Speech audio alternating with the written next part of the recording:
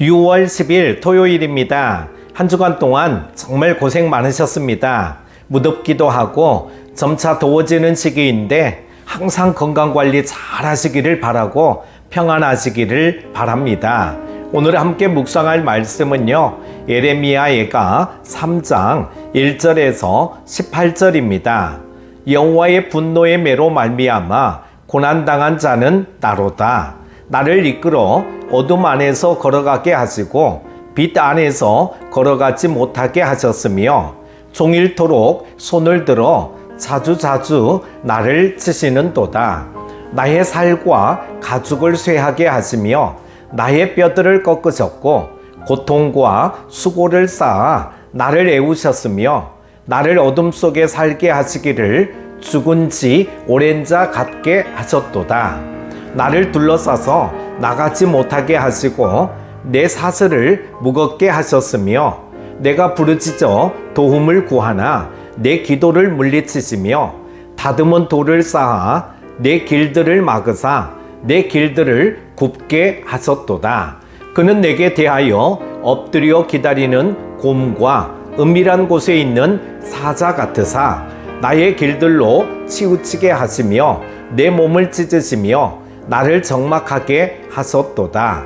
활을 당겨 나를 화살의 관역으로 삼으심이여 화살통에 화살들로 내 허리를 맞추셨도다. 나는 내 모든 백성에게 조롱거리 곧 종일토록 그들의 노랫거리가 되었도다. 나를 쓴 것들로 배불리시고 쑥으로 취하게 하셨으며 조약돌로 내 이들을 꺾으시고 재로 나를 덮으셨도다. 주께서 내 심령이 평강에서 멀리 떠나게 하시니 내가 복을 내어버렸음이요 스스로 이르기를 나의 힘과 여호와께 대한 내 소망이 끊어졌다 하였도다. 아멘. 유다 백성에게 내려진 하나님의 심판은 그들이 범죄한 결과였습니다. 그러나 단 한 사람 예레미야 선지자만은 온전히 하나님을 따랐으며 의로운 사람이었습니다. 그럼에도 예레미야는 자신의 민족이 당하는 고통을 바라보며 함께 아파했습니다. 우리는 우리가 속한 사회와 교회의 죄악과 시련을 마주할 때 하나님의 백성으로서 어떤 태도를 취해야 할까요? 첫 번째는 나의 죄와 고통으로 여겨야 합니다. 선지자는 자기 민족의 죄와 고통을 자기의 것으로 동일시했습니다. 예레미야 선지자는 하나님의 진노하심 속에서 마치 자기의 살과 가죽이 찢어지며 뼈가 꺾이는 고통을 느꼈습니다. 그리고 그 고통이 쓴 쑥을 억지로 먹는 것 같고 맹수 앞에서 있는 것 같다고 고백했습니다. 그는 바벨론의 공격으로 파괴된 도성을 지극히 개인적인 비유로 묘사하고 있습니다. 그는 바벨론이 침략하기 전에 하나님이 유다의 죄악에 대해 심판을 계획하셨다는 것을 잘 알고 있었죠. 그는 온갖 방법으로 유다의 죄를 지적하고 회개를 촉구했으나 사람들은 돌이키지 않았고 오히려 그를 박해했습니다. 결국 그들의 완악함은 심판을 받았습니다. 선지자는 하나님의 경고를 무시한 유다의 몰락에 대해 그들이 지은 죄에 대한 당연한 결과라고 생각할 수도 있었습니다. 하지만 그는 민족의 아픔을 개인의 아픔으로 끌어안았습니다. 그리고 하나님 앞으로 나아갔죠. 이렇게 성숙한 모습을 하나님은 우리에게도 기대하고 계십니다. 우리는 공동체 안에서 만연한 여러 죄악과 내재된 문제들을 알고 있습니다.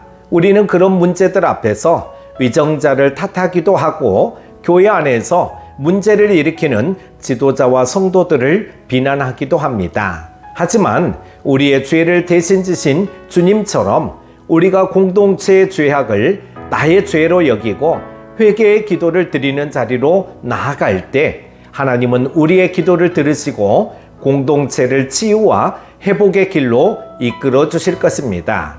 두 번째는 간절한 중보 기도를 드려야 합니다. 선지자는 민족의 아픔을 자기의 아픔으로 여기며 밤낮으로 눈물로 중보 기도를 드렸습니다. 성경에는 이처럼 공동체의 문제를 놓고 중보기도를 드렸던 하나님의 사람들이 여럿 있었습니다.